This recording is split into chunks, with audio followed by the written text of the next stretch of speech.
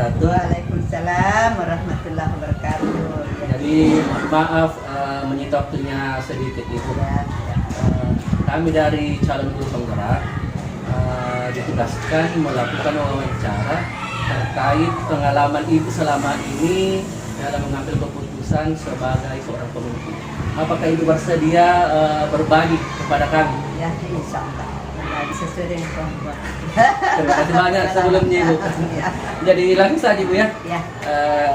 Pertanyaan yang pertama Bu, selama ini bagaimana Ibu dapat mengidentifikasi kasus-kasus yang merupakan dilema etika atau rujukan moral? Kita paham bahwa itu sama-sama benar. Itu kadang saya itu walaupun itu tidak kita tahu bahwa kebutuhan itu adalah apa namanya dia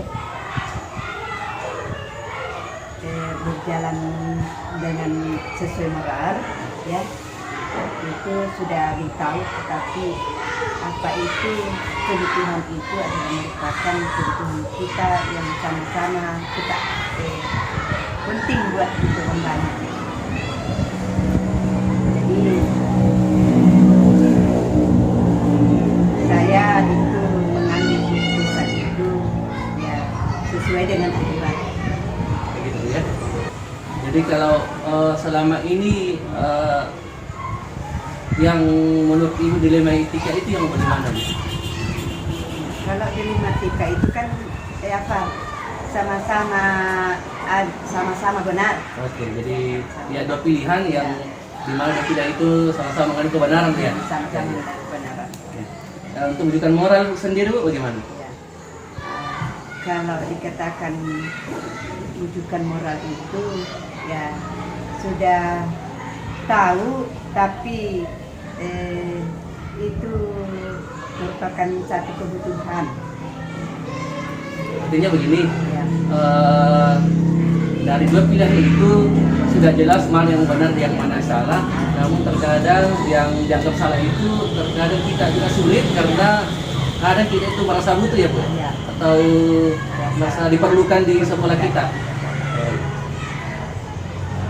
Oke, yang kedua Bu, selama ini bagaimana Ibu menjalankan pengambilan keputusan di sekolah Ibu, terutama untuk kasus di mana ada dua kepentingan yang sama-sama benar atau sama-sama mengandung nilai kebajikan? Lebih awal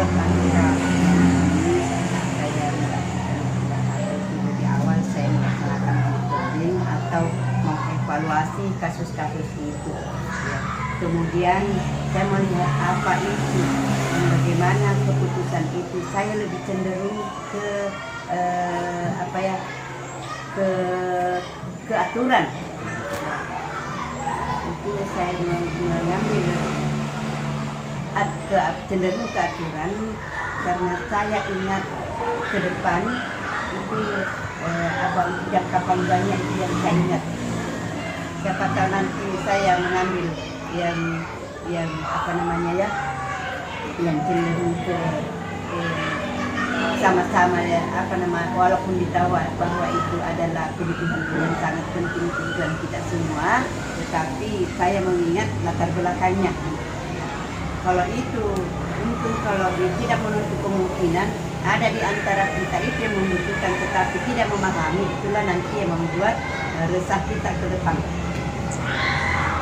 Oh, jadi fokus Ibu dalam menentukan sebuah keputusan lebih cenderung ke aturan, Saya lebih memikirkan ke latar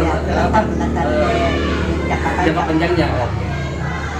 Ibu, langkah-langkah atau prosedur seperti apa yang biasa Ibu lakukan selama ini ketika dihadapkan dengan dua pilihan yang menurut Ibu dilema etika? Langkah-langkah apa yang Ibu tempuh untuk menentukan pilihan tersebut? Saya itu pertama mengevaluasi, kemudian saya melihat daripada masalah itu, kalau itu bisa disampaikan curhat banyak sampai ke teman-teman. Jadi yang saya tangkap Bu, langkah-langkah Ibu mengevaluasi dulu dari masalah itu pada masalah tersebut. Artinya kita menentukan nilai kebajikan dari kedua kasus itu, kemudian Ibu pertemukan dengan rekan guru, rekan guru. Kalau dibutuhkan, kadang Ibu meminta pertimbangan dari atasan Ibu ya.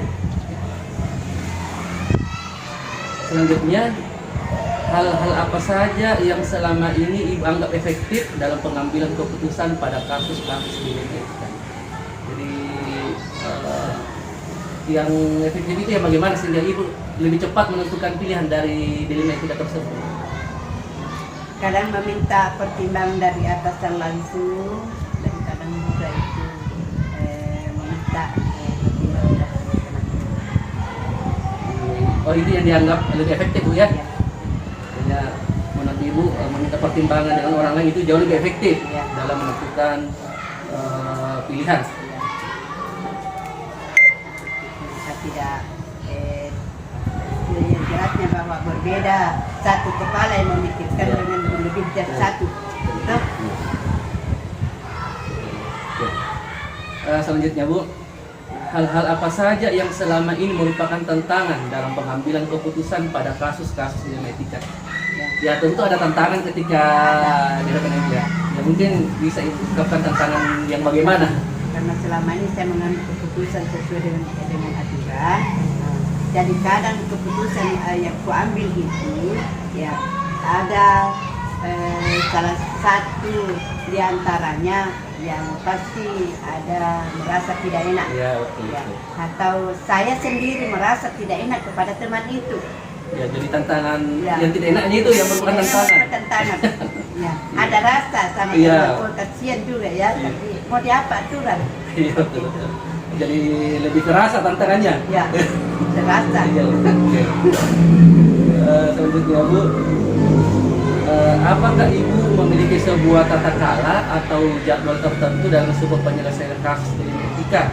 Apakah Ibu langsung menyelesaikan di tempat atau memiliki sebuah jadwal untuk menyelesaikannya? Bentuk atau prosedur seperti apa yang Ibu jalankan? Ya. Seperti ini Pak, saya itu mengambil keputusan manakala menemukan masalah pada saat itu saya harus pelajari dulu bagaimana masalah itu. Kalau itu masalah mengharuskan pada saat itu harus diselesaikan, maka saya mengambil kebijakan untuk menyelesaikan pada saat itu. Tapi pada saya melihat kasus itu, manakala masih bisa membutuhkan, ya, membutuhkan pendapat dari orang, membutuhkan waktu, nah itu saya membuatkan jadwal. Jadi maksudnya dari setiap kasus itu tidak ada patokan. Jadi itu sesuaikan dengan kasusnya. Ya. Apabila harus diselesaikan pada saat itu diselesaikan. Apabila dibutuhkan adanya pertimbangan dari pihak luar, ya, maka dijadwalkan. Oh, berarti lebih fleksibel ya Bu ya? Ya, sudahlah. Jadi fleksibel.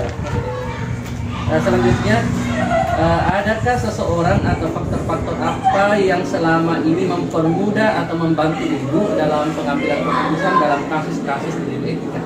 Misalnya ada orang tak tahu apa. Yang jelasnya kita sama tahu bahwa mengambil keputusan itu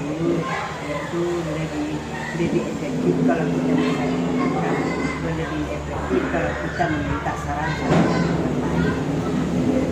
Jadi saya itu mengambil keputusan. Kadang kalau itu masalah itu perlu informasikan ke atasan untuk memberikan saya pandangan atau saran, itu saya sampaikan ke teman-teman saya. Dan kalau saya tidak sampai ke sana, tapi saya melihat teman-teman di belakang, mungkin ada di antara teman-teman kita yang bisa kita sharing-sharing dalam masalah ini untuk memutuskan. Karena itu tidak menuntut kemungkinan ada dari teman yang bisa membantu kita memutuskan masalah. Itu tidak. Jadi tergantung situasinya, tergantung masalahnya Bu ya. Ya, ada yang perlu dibicarakan dengan atasan langsung, atau cukup dengan bahan saja yang bijaksana sekali Bu, artinya Ya. merangkul teman ya, Ya, untuk harus juga menghargai Iya. pendapat dari teman. Ya, betul sekali. Karena itu adalah salah satu juga pembelajaran edukasi buat teman-teman untuk bisa berpikir. Dari satu pengalaman mereka, siapa tahu ke depan bisa juga jadi orang atasan, Ya, amin. jadi pengalaman dari mereka. Apalagi guru penggerak. Insya Allah, amin. Oke, seru sekali. Terakhir Bu, dari semua hal yang telah disampaikan, pembelajaran apa yang Ibu petik dari pengalaman Ibu mengambil keputusan dilema itu? Ya. Pengalaman-pengalaman yang saya dapatkan untuk kasus-kasus ini, kadang pengalaman-pengalaman itu diambil dari aturan, dan kadang juga dari sering-sering dari teman. Pengalaman, ya, itulah tadi pengalaman. Kalau misalnya kita mengambil keputusan sesuai dengan aturan, ada juga ada rasa-rasa yang muncul, toh. Dan lebih kalau saya sering-sering tidak ada beban. Iya. Setelah selesai karena tidak ada beban, mau berpikir banyak kan sama. Iya. Gitu. Ya, luar biasa sekali Bu, sering-sering pengalamannya. Sangat berharga sekali pengalaman yang Ibu sering-sering pada hari ini. Semoga itu menjadi pelajaran buat diri pribadi saya selaku calon guru penggerak, dan insya Allah mudah-mudahan apa yang disampaikan menjadi inspirasi buat kami, utamanya buat saya pribadi. Sekali lagi terima kasih atas waktunya, telah meluangkan waktu kepada saya untuk berbagi pengalaman. Luar biasa sekali pelajaran yang saya dapatkan hari ini Bu. Ya, Ya. ada pesan saya apa yang adik pertanyakan ke saya.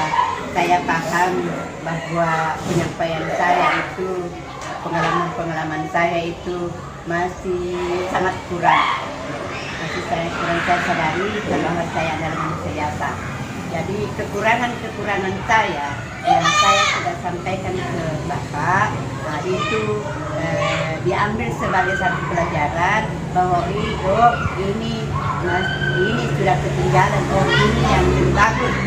Ya, mungkin ada yang lebih bagus dari ide-ide dari kita, itulah yang kita lakukan. Oke. Saya kira Bu, guru yang paling berharga adalah sebuah pengalaman. Iya, Sebentar Ibu iya. kan sudah jejak karirnya selama ini sudah begitu panjang, dan insya Allah tidak lama lagi akan menikmati masa pensiunnya. Jadi saya kira untuk pengalaman tidak diragukan lagi Bu. Jadi sekali lagi terima kasih banyak Bu atas waktu kita. Semoga kita selalu dalam keadaan sehat. Sukses selalu. Oke.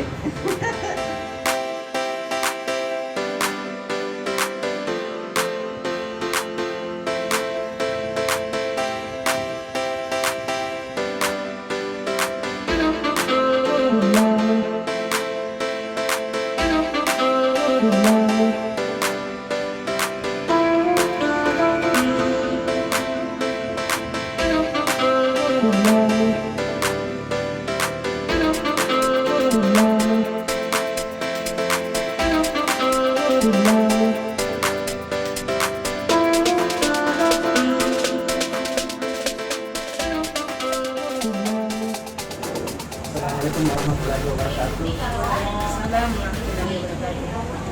Mohon izin meminta sebentar Ibu. Kami sebagai calon guru penggerak mendapatkan tugas untuk mewawancara Ibu terkait pengalaman Ibu selama ini dalam pengambilan keputusan sebagai seorang guru. Apakah Ibu bersedia membahas pengalamannya? Baik. Yang pertama, bagaimana Ibu dapat mengidentifikasi kasus-kasus yang merupakan dilema etika atau rujukan moral? Ya, kalau selama ini untuk mengidentifikasi kasus tersebut, terlebih dahulu kita harus melihat bahwa kalau kasus itu mengandung kedua-duanya kebenaran, berarti itu adalah kasus dilema etika. Sedangkan Sedangkan jika kasus itu ada yang mengusung kebenaran dan kesalahan, berarti itu adalah rujukan moral. Jadi ketika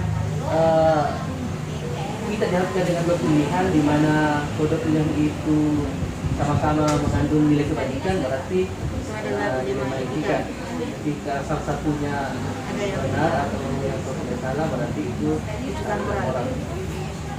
Yang kedua, Mbak Di, selama ini bagaimana Ibu menjalankan pengambilan keputusan di sekolah, terutama untuk kasus di mana ada dua kepentingan yang sama-sama benar atau sama-sama mengandung nilai kebajikan? Dalam pengambilan keputusan, saya selalu mengutamakan kepentingan orang banyak. Jadi pengambilan keputusan itu berpusat pada hasil akhir. Ini Ibu lebih fokus ke prinsip berbasis nilai akhir. Oleh akhir, itu kepentingan yang mengutamakan kepentingan orang banyak. Terus langkah-langkah atau prosedur seperti apa yang Ibu lakukan selama ini? Prosedurnya dengan melihat nilai-nilai yang bertentangan, kemudian melihat siapa yang terlibat dalam kasus tersebut, selanjutnya mengumpulkan data-data, mengumpulkan fakta dan data-data yang bisa dijadikan sebagai acuan dalam pengambilan keputusan. Seperti langkah-langkahnya. Ya. Terus hal-hal apa saja selama ini Ibu anggap efektif dalam pengambilan keputusan pada kasus-kasus dilema etika? Untuk pengambilan keputusan yang paling efektif itu selalu mempertimbangkan kepentingan orang banyak, misalnya peserta didik, kemudian rekan-rekan yang ada di sekolah serta lingkungan. Berarti prioritas Ibu Kepala Sekolah selama ini ketika mengambil keputusan selanjutnya ke peserta didik. Ya, salah. Terus hal-hal apa saja yang selama ini merupakan tantangan dalam pengambilan keputusan pada kasus-kasus dilema etika? Tantangan yang ada, terkadang kita ingin melakukan suatu keputusan berdasarkan keadilan atau aturan yang ada, tapi kadang harus diperhadapkan dengan kesetiaan terhadap teman-teman atau lingkungan, sehingga sulit untuk mengambil keputusan yang sesuai dengan aturan, sehingga pengambilan keputusan selalu mengarah kembali ke yang pertama, yang mementingkan orang banyak. Selanjutnya, hal-hal apa saja yang selama ini merupakan tantangan Ibu dalam pengambilan keputusan pada kasus-kasus dilema etika? Hal yang menjadi tantangan dalam pengambilan keputusan pada kasus dilema etika itu adalah beberapa paradigma, antara lain adanya rasa keadilan melawan rasa kasihan. Terkadang kita ingin menegakkan suatu keadilan, tapi muncul rasa kasihan, sehingga kadang terkendala lagi. Begitu juga di saat yang sama kita harus mengatakan yang sejujurnya, di mana kebenaran melawan kesetiaan. Kita ingin mengatakan yang sejujurnya, sementara ada rasa kesetiaan kepada sesama teman yang harus dijaga. Di situ tantangannya. Selanjutnya, apakah Ibu memiliki sebuah tata cara atau jadwal tertentu dalam sebuah penyelesaian kasus dilema etika? Apakah Ibu langsung menyelesaikan di tempat atau memiliki sebuah jadwal untuk menyelesaikannya? Bentuk atau prosedur seperti apa yang Ibu jalankan? Dalam hal ini saya tidak memiliki jadwal tertentu, tapi untuk menyelesaikan masalah selalu mengkomunikasikan atau memusyawarahkan dengan teman-teman yang ada di lingkungan sekolah. dan tetap melibatkan orang-orang yang ada di sekitar. Jadi tidak ada jadwal Ibu Haji ya? Tidak ada jadwal. Tapi- Prosedurnya itu dimusyawarahkan dengan teman-teman yang ada di sekolah. Jadi selalu dimusyawarahkan. Selanjutnya, adakah seseorang atau faktor-faktor apa yang selama ini mempermudah atau membantu Ibu dalam mengambil keputusan dalam kasus-kasus dilema etika? Ya. Yang jelas ada, antara lain ada ibu pengawas sekaligus sebagai korwil, ada komite dan rekan-rekan yang ada di sekolah ya, dan yang menjadi pendukung juga lingkungan sekitar. Yang terakhir Ibu Haji, dari semua hal yang telah Ibu sampaikan, pembelajaran apa yang Ibu dapat petik dari pengalaman Ibu mengambil keputusan dilema etika?